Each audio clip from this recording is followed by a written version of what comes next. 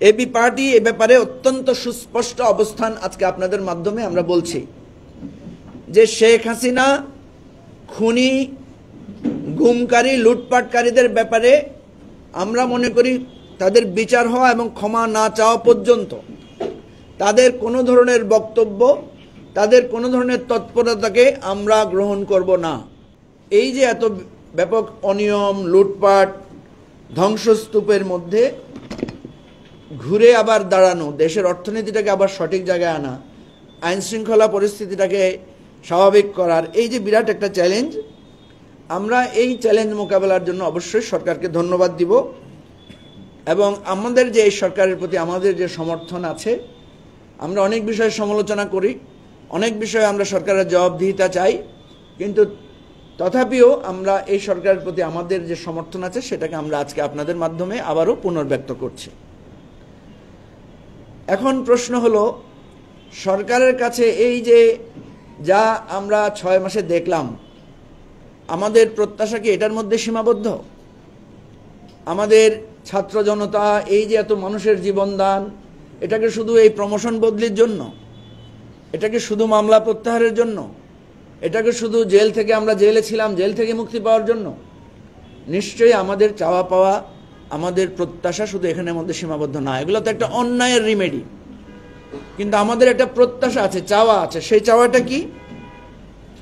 আমাদের চাওয়াটা ছিল যে শুধু ক্ষমতার ব্যক্তির পরিবর্তন হবে না, যে শেখ হাসিনার পরিবর্তে প্রফেসর ইউনূস বা খালেদা জিয়া ক্ষমতায় বসবে, এটা নিশ্চয়ই আমাদের চাওয়া ছিল না। আমাদের চাওয়া ছিল একটা নতুন রাজনৈতিক বন্দোবস্ত, ফ্যাসিবাদী যে ব্যবস্থা এটার আমরা বিলোপ চেয়েছি। সুতরাং এই প্রত্যাশাটা এই সরকারের উপর আছে এবং সেই প্রত্যাশা আমাদের কি অবস্থা আছে সেই বিষয়টা নিয়ে আমরা আপনাদের দৃষ্টিপাত করতে চাই। দেখেন, আজকে এসে আমরা দেখছি যে সংস্কার ও নির্বাচন প্রশ্নে গণ অভ্যুত্থানের আমরা যারা পক্ষশক্তি ছিলাম, আমাদের মধ্যে আমরা নানা রকমের বিভেদ এবং বিতর্ক দেখতে পাচ্ছি। আমরা কিন্তু প্রথম দিন যখন প্রফেসর ডক্টর ইউনূসের সাথে দেখা হয়েছিল, সেদিনই আমি বলেছিলাম যে মাননীয় প্রধান উপদেষ্টা, আপনি একটা ছোট্ট টিম করে দেন যারা সকল রাজনৈতিক দলগুলোর সাথে সমন্বয় করবে, কথা বলবে এবং কোন কোন বিষয়ে যদি আমাদের প্রয়োজনীয় পরামর্শ থাকে সেটা আমরা দিতে পারবো, এবং আমাদের প্রতি যদি কোনো আপনাদের পরামর্শ থাকে, সহযোগিতার প্রয়োজন হয়, আমরা যাতে সেটা দিতে পারবো। আপনারা জানেন যে অন্তর্বর্তীকালীন সরকারের 6 মাস পার হয়েছে। গত কয়েকদিন আগে সরকারের পক্ষ থেকে অপারেশন ডেভিল হান্ট এবং সেন্ট্রাল কমান্ড নামে আরেকটা তৎপরতা বা পদক্ষেপের ব্যবস্থা নেওয়া হয়েছে।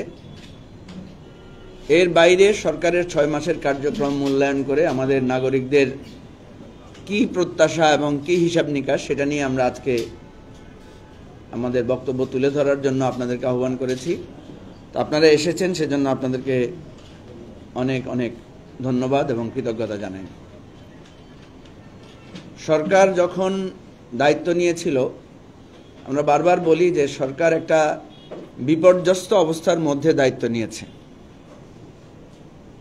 সেই বিপর্যয়কর পরিস্থিতি কি ছিল? 5 থেকে 8 তারিখ পর্যন্ত দেশের রাজনৈতিক পরিস্থিতি সম্পর্কে আমরা সবাই জানি। এই বিষয়গুলো আমরা বিভিন্ন সময় আলোচনা করেছি। এর মধ্যে কিন্তু গত 6 মাসে সরকারকে অনির্ধারিত কিছু বিষয় ফেস করতে হয়েছে, যেগুলো হয়তো তার স্বাভাবিক কার্যক্রমের মধ্যে আকাঙ্ক্ষিত ছিল না। আপনারা জানেন যে গত 180 দিন যদি আমরা বলি, 180 দিনে প্রায় 150টার মতো আন্দোলন হয়েছে এবং সেই আন্দোলনগুলোতে রাজপথ অবরোধ, নানা ধরনের হিংসাত্মক ঘটনার কথাও আমরা জানি এবং সরকার এই জিনিসগুলোকে কিন্তু গণতান্ত্রিকভাবেই ফেস করেছে। যদিও একবার সরকার বলেছিল যে এই ধরনের আন্দোলন করে আপনারা রাস্তা অবরোধ করবেন না, আমাদেরকে কাজ করতে দেন। একবার দেখেছিলাম যে প্রধান উপদেষ্টার বাড়ির সামনে কোনো মিছিল না করার জন্য একটা নিষেধাজ্ঞা দেওয়া হয়েছিল।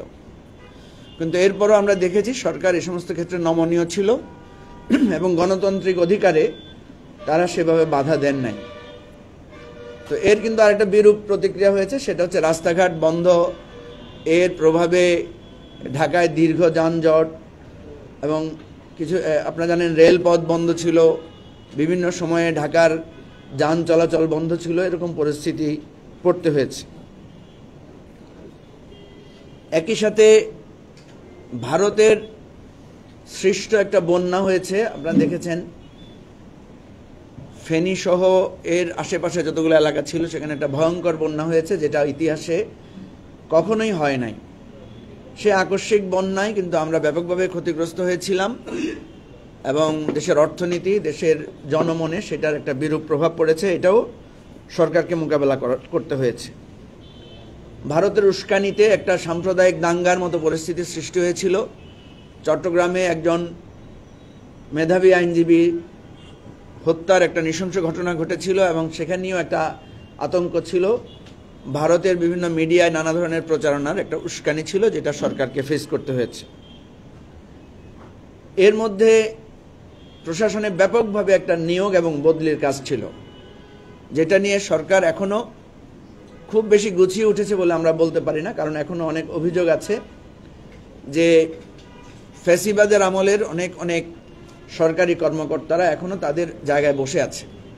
আপনারা দেখেছেন কয়েকদিন আগে বেশ কয়েকজন পুলিশ অফিসারকে গ্রেফতার করা হয়েছে তাদের কর্মকালীন জায়গা থেকে। তার মানে বোঝা যাচ্ছে ফ্যাসিবাদের সাথে যারা সরাসরি এই সমস্ত অন্যায় কাজের সাথে সম্পৃক্ত ছিল তারা কিন্তু এখনো বিভিন্ন জায়গায় কর্মস্থলে আছেন, যেটা নিয়ে এখনো আমাদের মধ্যে নানা ধরনের উষ্মা এবং প্রতিবাদ কিংবা ক্ষোভ আমাদের অনেকের মাঝে আছে।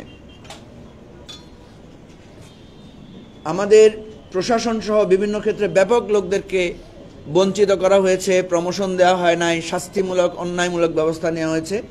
এখানেও সরকারকে একটা ম্যাসিভ কার্যক্রম হাতে নিতে হয়েছে। বহু সরকারি অফিসার, প্রায় তো 1000-এর মতো সরকারি অফিসার যারা পদোন্নতি বঞ্চিত ছিলেন তাদের পদোন্নতি দেয়া, যাদেরকে অন্যায়ভাবে শাস্তিমূলকভাবে বরখাস্ত করা হয়েছে তাদের রিমেডি দেয়া, এই ধরনের একটা কার্যক্রম সরকারকে চালাতে হয়েছে।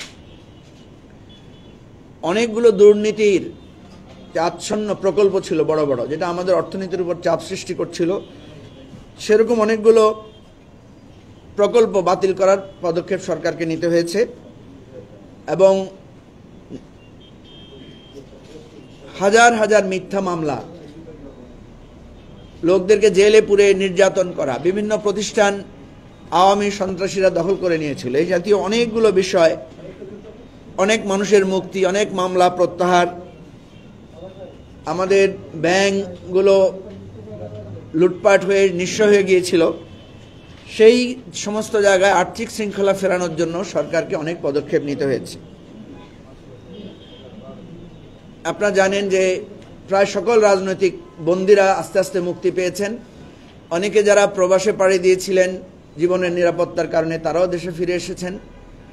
বিভিন্ন জায়গায় যারা বঞ্চিত ছিলেন তাদের প্রমোশন, তাদের পুনঃস্থাপনের ব্যবস্থাগুলো হয়েছে। অর্থাৎ এটা একটা ব্যাপক কার্যক্রম, ব্যাপক একটা চ্যালেঞ্জ সরকারের কাছে ছিল, যদিও এখনো অনেক বিষয় নিয়ে এখনো অনেকের মাঝে অসন্তোষ বা ক্ষোভ আছে। আমরা আশা করব যে এটা সরকার আস্তে আস্তে সেগুলো পদক্ষেপ নেবেন। এই যে এত ব্যাপক অনিয়ম, লুটপাট, ধ্বংসস্তূপের মধ্যে ঘুরে আবার দাঁড়ানো, দেশের অর্থনীতিটাকে আবার সঠিক জায়গায় আনা, আইন শৃঙ্খলা পরিস্থিতিটাকে স্বাভাবিক করার এই যে বিরাট একটা চ্যালেঞ্জ, আমরা এই চ্যালেঞ্জ মোকাবেলার জন্য অবশ্যই সরকারকে ধন্যবাদ দিব এবং আমাদের যে এই সরকারের প্রতি আমাদের যে সমর্থন আছে, আমরা অনেক বিষয়ে সমালোচনা করি, অনেক বিষয়ে আমরা সরকারের জবাবদিহিতা চাই, কিন্তু তথাপিও আমরা এই সরকারের প্রতি আমাদের যে সমর্থন আছে সেটাকে আমরা আজকে আপনাদের মাধ্যমে আবারও পুনর্ব্যক্ত করছি। এখন প্রশ্ন হলো, সরকারের কাছে এই যে যা আমরা 6 মাসে দেখলাম, আমাদের প্রত্যাশা কি এটার মধ্যে সীমাবদ্ধ? আমাদের ছাত্র জনতা এই যে এত মানুষের জীবনদান, এটাকে শুধু এই প্রমোশন বদলির জন্য, এটাকে শুধু মামলা প্রত্যাহারের জন্য, এটাকে শুধু জেল থেকে আমরা জেলে ছিলাম জেল থেকে মুক্তি পাওয়ার জন্য? নিশ্চয়ই আমাদের চাওয়া পাওয়া আমাদের প্রত্যাশা শুধু এখানের মধ্যে সীমাবদ্ধ না, এগুলো তো একটা অন্যায়ের রিমেডি, কিন্তু আমাদের একটা প্রত্যাশা আছে, চাওয়া আছে। সেই চাওয়াটা কি? আমাদের চাওয়াটা ছিল যে শুধু ক্ষমতার ব্যক্তির পরিবর্তন হবে না, যে শেখ হাসিনার পরিবর্তে প্রফেসর ইউনূস বা খালেদা জিয়া ক্ষমতায় বসবে, এটা নিশ্চয়ই আমাদের চাওয়া ছিল না। আমাদের চাওয়া ছিল একটা নতুন রাজনৈতিক বন্দোবস্ত, ফ্যাসিবাদী যে ব্যবস্থা এটার আমরা বিলোপ চেয়েছি। সুতরাং এই প্রত্যাশাটা এই সরকারের উপর আছে, এবং সেই প্রত্যাশা আমাদের কি অবস্থা আছে সেই বিষয়টা নিয়ে আমরা আপনাদের দৃষ্টিপাত করতে চাই। দেখেন, আজকে এসে আমরা দেখছি যে সংস্কার ও নির্বাচন প্রশ্নে গণ অভ্যুত্থানের আমরা যারা পক্ষশক্তি ছিলাম, আমাদের মধ্যে আমরা নানা রকমের বিভেদ এবং বিতর্ক দেখতে পাচ্ছি। আমরা কিন্তু প্রথম দিন যখন প্রফেসর ডক্টর ইউনূসের সাথে দেখা হয়েছিল, সেদিনই আমি বলেছিলাম যে মাননীয় প্রধান উপদেষ্টা, আপনি একটা ছোট্ট টিম করে দেন, যারা সকল রাজনৈতিক দলগুলোর সাথে সমন্বয় করবে, কথা বলবে, এবং কোন কোন বিষয়ে যদি আমাদের প্রয়োজনীয় পরামর্শ থাকে সেটা আমরা দিতে পারবো, এবং আমাদের প্রতি যদি কোনো আপনাদের পরামর্শ থাকে, সহযোগিতার প্রয়োজন হয়, আমরা যাতে সেটা দিতে পারবো। কিন্তু সেদিন তিনি আমাদের কথা সায় দিলেও একজন উপদেষ্টার অনীহার কারণে ইনি এই ধরনের কোনো পদক্ষেপ নেন নাই। ফলে আমরা আজকে দেখতে পাচ্ছি যে গণ অভ্যুত্থানের যারা পক্ষশক্তি, তাদের মধ্যে নানা ধরনের বিভেদ বিতর্ক শুরু হয়েছে। আপনারা নিশ্চয়ই দেখছেন যে কার কি অবদান ছিল, কে কখন ছিল, কে কিভাবে ভূমিকা রেখেছে, কে করে নাই, এই ধরনের নানা বিতর্ক কথা শুরু হয়েছে। একটা আন্দোলন কিন্তু খুব গুছিয়ে আগায় না, আন্দোলনের মধ্যে অনেক ধরনের কৌশল থাকে। আমার কথা হচ্ছে যে আমরা নিজ নিজ অবস্থানের সীমাবদ্ধতাগুলো, জায়গাগুলো স্বীকার করলে অসুবিধা কি? আমি ব্যক্তিগতভাবে মনে করি, আমরা এবি পার্টি প্রথম থেকে আমরা এই কোটা সংস্কার আন্দোলনের পক্ষে ছিলাম, কিন্তু আমরা কখনো ছাত্রদের সাথে একজোট হয়ে শুরু থেকে আন্দোলনটা শুরু করি নাই। কারণ আমরা চেয়েছিলাম ছাত্ররা যাতে তাদের জায়গা থেকে আন্দোলনটা গড়ে তুলতে পারে। কারণ আপনারা দেখেছেন যে প্রথম থেকেই শেখ হাসিনা ফ্যাসিবাদী শাসক, প্রথম থেকে এই আন্দোলনটাকে রাজনৈতিক দলগুলোর উস্কানি আছে, বিএনপি জামাতের হাত আছে, আমরা উস্কানি দিচ্ছি, এ ধরনের একটা অভিযোগ তারা দিয়েছিল। এবং আপনি দেখবেন গ্রেফতার কিন্তু করা হয়েছে সব বিএনপি জামাত বা আমাদের অন্যান্য রাজনৈতিক দলের নেতাদেরকে, ছাত্রদেরকে কিন্তু কম গ্রেফতার করা হয়েছে, এবং ছাত্রদেরকে গ্রেফতার করে কিন্তু আবার ছেড়েও দেওয়া হয়েছে। ইভেন ছাত্রদেরকে রিমান্ডে নিয়ে সেখান থেকেও তাদেরকে মুক্তি দেওয়া হয়েছে।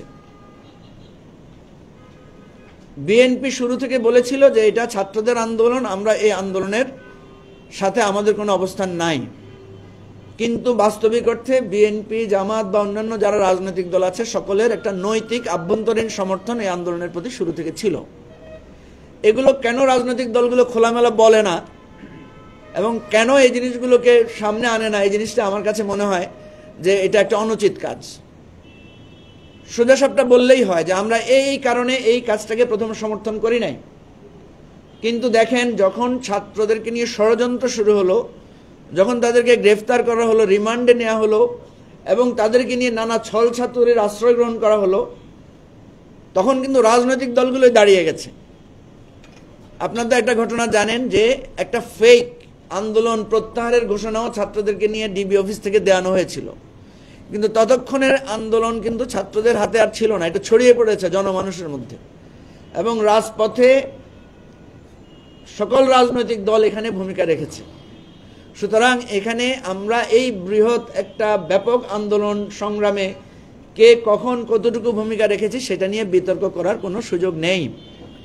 কারণ মনে রাখতে হবে, 5ই অগাস্টের আগে পরে, মানে অগাস্ট মাসের শেষ থেকে, বা আমরা যেটা দেখি আবু সাঈদের মৃত্যুর পর থেকে, আবু সাঈদের শাহাদাতের পর থেকে সবাই এক কাতারে চলে এসেছে এবং সবাই মিলে নানাভাবে ভূমিকা রেখেছিল বলেই আমরা এত বড় একটা জালেমের হাত থেকে, ফ্যাসিবাদের হাত থেকে আমরা মুক্তি পেয়েছি।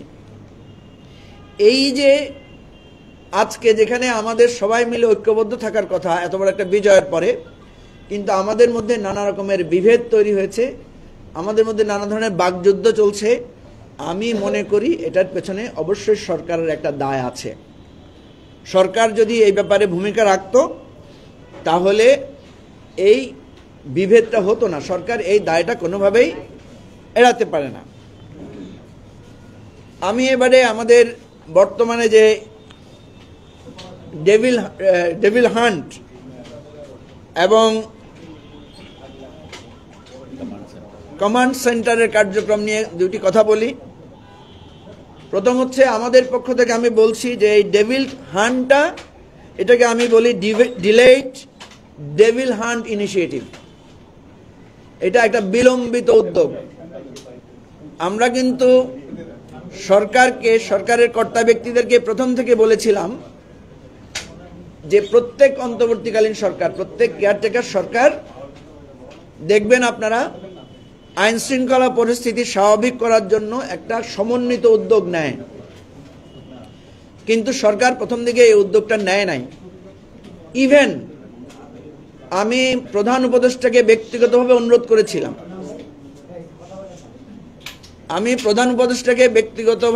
করেছিলাম, যে আপনি সেনাবাহিনীর একজন সিপাহী থেকে শুরু করে পুলিশের একজন সিপাহী পর্যন্ত উনাদেরকে অ্যাড্রেস করে একটা স্পেশাল বক্তব্য দেন, বলেন যে বাংলাদেশটা এখন যে জায়গায় এসে দাঁড়িয়েছে সেখানে আপনি প্রত্যেককে সমন্বিতভাবে একটা সহযোগিতা চান। কিন্তু আমি জানি না কি জন্য এই উদ্যোগটা উনি নেন নাই। এবং আমরা দেখেছি উনি শুধু পুলিশ এবং সেনাবাহিনীর কর্তা ব্যক্তিদের সাথে কথা বলেছেন। আমরা চেয়েছিলাম এরকম একটা পরিস্থিতিতে দেশের শান্তি শৃঙ্খলা, স্থিতিশীলতা, আইন শৃঙ্খলা পরিস্থিতি সঠিকভাবে মেনটেন করার জন্য একেবারে সবাইকে একটা দেশপ্রেম, একটা দায়িত্ববোধে উদ্বুদ্ধ করার জন্য উনার একটা পদক্ষেপ নেওয়া দরকার ছিল। কারণ উনি একজন ভালো বক্তা, উনি একজন মানুষকে ভালো ইন্সপিরেশন দিতে পারেন, সারা বিশ্বব্যাপী তার একটা সুনাম রয়েছে।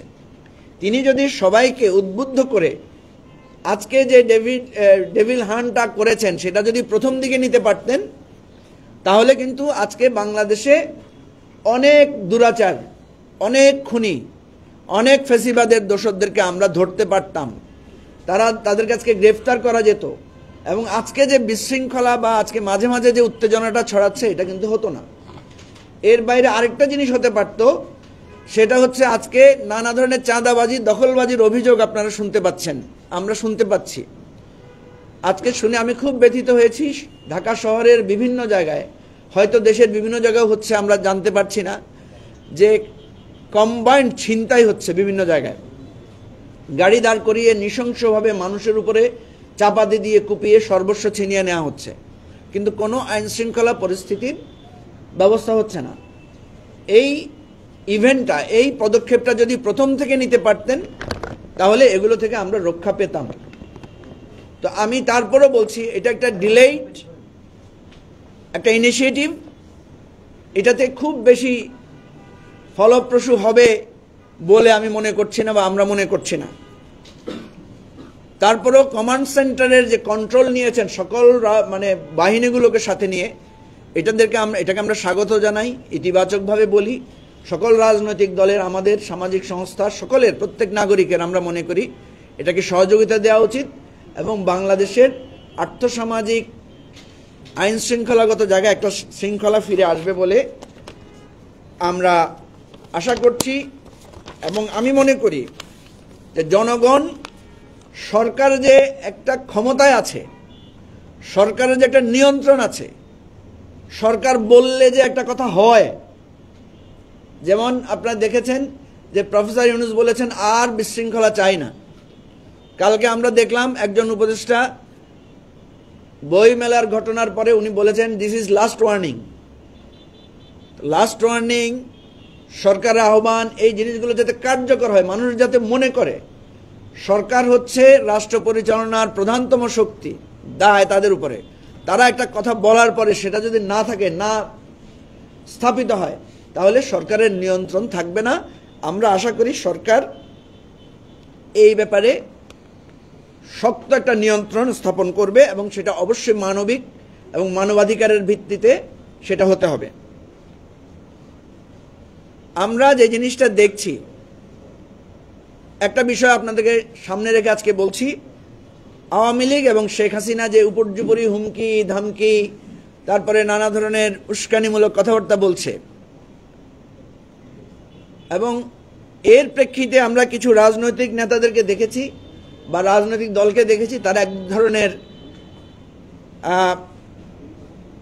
দায়সারা গোছের ভূমিকা রেখেছেন, এক ধরনের সুশীল বক্তব্য তারা দিচ্ছেন। দেখবেন শেখ হাসিনার সেই দিনের সেই উস্কানিমূলক ভাষণের প্রতিবাদে ছাত্র জনতা বিক্ষোভ করেছে, রাজনৈতিক দলগুলো এখানে দায়সারা গোছের ভূমিকা নিয়েছে। কিন্তু আপনি যদি দেখেন ওই সমস্ত বিক্ষোভে বা যেই অস্বস্তিকর পরিস্থিতিটা তৈরি হয়েছে, সেখানে কিন্তু ওই সমস্ত রাজনৈতিক দলের নেতাকর্মীরাই বেশি অংশগ্রহণ করেছে। এই জায়গাগুলোতে আমরা মনে করি এখন কারো দায়সারা গোছের ভূমিকা রাখার সুযোগ নাই। এবি পার্টি এ ব্যাপারে অত্যন্ত সুস্পষ্ট অবস্থান আজকে আপনাদের মাধ্যমে আমরা বলছি যে শেখ হাসিনা খুনি, গুমকারী, লুটপাটকারীদের ব্যাপারে আমরা মনে করি তাদের বিচার হওয়া এবং ক্ষমা না চাওয়া পর্যন্ত তাদের কোনো ধরনের বক্তব্য, তাদের কোনো ধরনের তৎপরতাকে আমরা গ্রহণ করব না। আমরা তাদের ব্যাপারে কোনো নমনীয়তা দেখানোটাকে আমরা রক্তের সাথে আমাদের এত দিনের দীর্ঘ 15-16 বছরের যে অন্যায় অত্যাচারের প্রতি এটা একটা অবিচার হবে মনে করি। তাহলে আমাদের বক্তব্য কি? আমাদের বক্তব্য হচ্ছে শেখ হাসিনা এবং আওয়ামী লীগের এ ধরনের উস্কানিমূলক হুমকি ধমকির ব্যাপারে আমাদেরকে একটা স্ট্রং পজিশন নিতে হবে। তবে সেই পজিশনটা কি ধ্বংসাত্মক হবে নাকি সেটা বুদ্ধিদীপ্ত রাজনৈতিক হবে, সেটা আমরা নির্ধারণ করব। সেটা ন্যায়সঙ্গত হতে হবে, সেটাকে আমরা ন্যায়সঙ্গতভাবে সবাই মিলে করব, এই স্ট্রং পজিশনে থাকতে হবে। সেজন্য আমি স্পষ্ট করে বলছি যে ফ্যাসিবাদের ব্যাপারে কোনো ধরনের নমনীয়তা দেখানোর সময় আসে নাই। বিচার এবং ক্ষমা চাওয়ার পরেই একটা সবাই মিলে আমরা একটা রিকনসিলিয়েশন প্রসেসে আমরা যেতে চাই, এবং এটা যত তাড়াতাড়ি নেওয়া সম্ভব সেটা আমাদের দেশ এবং জাতির জন্য, রাষ্ট্রের জন্য কল্যাণকর। আমরা দেখেছি যে সরকার বলছে যে 5 মাসে অর্থনীতি ঘুরে দাঁড়িয়েছে, মানে 6 মাসে, গত 6 মাসে অর্থনীতি ঘুরে দাঁড়িয়েছে, অর্থনীতির প্রায় 10% উন্নতি হয়েছে, এবং তারা বলছেন যে আগামী জুলাই মাসের মধ্যে মূল্যস্ফীতি 7% নেমে আসবে। আমরা আরও শুনেছি বা আমরা সরকারের হ্যান্ডআউট থেকে জানতে পেরেছি যে মজুদ এবং সরবরাহ স্বাভাবিক রাখতে চলতি বছরে প্রায় 9 লাখ টন খাদ্যশস্য আমদানি করার একটা পদক্ষেপ ওনারা নিয়েছেন। বিষয়গুলো খুব ইতিবাচক, ভালো, কিন্তু আমাদের কথা হচ্ছে এর প্রতিফলন আমরা বাজারে দেখতে চাই। এর প্রতিফলন আমার ঘরে, আমার কৃষকের ঘরে, আমার মেহনতি জনতার ঘরে এর প্রতিফলন আমরা পেতে চাই। অতীতেও এই ধরনের কথা আমরা শুনেছি যে আমাদের বাজার ঠিক আছে, আমাদের স্টক ঠিক আছে, কিন্তু বারবার দ্রব্যমূল্য বাড়ে। আমরা আজকে 3টি বিষয়ে স্পষ্ট করে সতর্ক করছি। সামনে রমজানে দ্রব্যমূল্য নিয়ে যাতে মানুষের মধ্যে কোনো ধরনের বিক্ষোভ না আসে, লোডশেডিং এবং গ্যাসের বিষয়ে আমাদের জনমনে যাতে কোনো ধরনের কষ্ট না হয়। আর যে জিনিসটা নিয়ে আমরা উদ্বিগ্ন, আইন শৃঙ্খলা পরিস্থিতি দেখার কেউ নাই, পুলিশ এখনো কার্যকর হয় নাই, এই বিষয়ে আমরা বলবো যে জনগণ কিন্তু যাতে বিরক্ত না হয়। জনগণ যদি চূড়ান্তভাবে বিরক্ত হয় তাহলে আপনাদের এই যা কিছু আমরা আপনাদের প্রশংসা করলাম, আপনাদের ভালো কিছু বললাম, এগুলো কোনোটাই কিন্তু কাজে আসবে না। কারণ যেই লোকটা তার নাওয়া খাওয়া, তার জীবন যুদ্ধ নিয়ে সংগ্রাম করছে, তার কাছে সংস্কার বা নির্বাচন প্রায়োরিটি না। অবশ্যই প্রয়োজনীয় এটা, তার প্রায়োরিটি হচ্ছে সে বেঁচে থাকতে পারবে কিনা। তাই স্কুলের বেতন, সন্তানের লেখাপড়ার খরচ, তার ঘর ভাড়া, তার গ্যাস বিদ্যুতের বিল সে দিতে পারবে কিনা টাইমলি, এটাই হচ্ছে তার জন্য বড় চ্যালেঞ্জ। রাস্তায় সে নিরাপদে চলাচল করতে পারবে কিনা, এটা তার কাছে বড় প্রায়োরিটি। সুতরাং আমরা বলবো যে আপনারা অনেক বড় বড় অর্থনীতিবিদ, আপনারা অনেক বড় বড় শিক্ষাবিদ, অনেক ভালো ভালো এনজিও আপনারা চালিয়েছেন, আপনাদের অনেক দক্ষতার কথা আমরা শুনি, আপনাদের অনেক সুনামের কথা শুনি, কিন্তু এই জায়গায় আপনাদের দক্ষতা, আপনাদের দায়িত্বশীলতার প্রমাণ দেন। জনগণ বিক্ষুব্ধ হয়ে পড়ার আগেই আপনাদের দক্ষতা এবং দায়িত্বশীলতার প্রমাণ আপনারা রাখেন। মনে রাখবেন, আমি সবসময় বলছি যে বিপ্লবের অনেকগুলো স্তর থাকে, তরঙ্গ থাকে। আমরা যেটা করেছি এটা একটা গণ অভ্যুত্থান। যদি এই গণ অভ্যুত্থানের স্বপ্ন ফিকে হয়ে যায় বা গণ অভ্যুত্থানের প্রাপ্তি যদি প্রশ্নবিদ্ধ হয়, তাহলে এই তরঙ্গ কিন্তু আমাদেরকে একটা বিপ্লবের দিকে নিয়ে যাবে, এবং বিপ্লব একটা ব্যাপক ধ্বংসের মধ্য দিয়ে দাঁড়ায়। যেই তরুণ প্রজন্ম বলেছে যে লাখো শহীদের রক্তে কেনা দেশটা কারো বাপের না, আজকে কারো কারো কথায়, কারো কারো আচরণে যদি এরকম মনে হয় যে দেশটা কারো ব্যক্তিগত তালুকের ব্যাপার, এই বিপ্লব কারো ব্যক্তিগত অর্জন, তাহলে ওই তরুণ প্রজন্ম যারা রাজপথে ছিল, গ্রাফিতি এঁকেছে, সংগ্রাম করেছে, যারা পুলিশের ওয়েবসাইট, ছাত্রলীগের ওয়েবসাইট হ্যাক করেছে, যারা প্রবাস থেকে রেমিটেন্স বন্ধ করে দিয়েছিল, মনে রাখবেন তারা কিন্তু আবার রাস্তায় আসবে। তারা কিন্তু এখন রাস্তায় নাই, এবং তারা যখন রাস্তায় আসবে তখন আমাদেরকেই তারা প্রথম ধরবে যে তোমরা কেন এই গণ অভ্যুত্থানের প্রাপ্তিটা নিশ্চিত করতে পারো নাই। অতএব আমরা সবাইকে সতর্ক করছি, সবাইকে মনে করিয়ে দিচ্ছি যে আপনারা এই ব্যাপারে সচেতন হন। 6 মাস গিয়েছে, সামনের 6 মাসে যে সমস্ত ব্যর্থতা আছে, যে সমস্ত ভুল ত্রুটিগুলো আছে, এগুলো সংশোধন করেন, পরিকল্পনা নেন, এবং ইনশাআল্লাহ আপনাদের হাতে সামনে যে সময় আছে, আপনারা যদি আন্তরিক হন, দায়িত্বশীলতার পরিচয় দেন, তাহলে অবশ্যই আমাদের স্বপ্নটা সফলতার দিকে যাবে। এটাই আমাদের প্রত্যাশা, এবং আমরা চাই যে বাংলাদেশের মানুষের এই রক্তদান যাতে বৃথা না যায়। আপনাদের সবাইকে ধন্যবাদ।